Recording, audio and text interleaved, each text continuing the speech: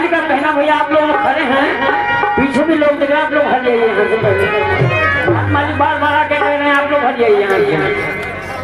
आप लोग खड़िया लेके बैठ जाइए प्लीज भैया। ए बहनी तो ये छुटका मंगावती हो एक तो पहले सोने वाला। हमार मन ना है मान दो भैया।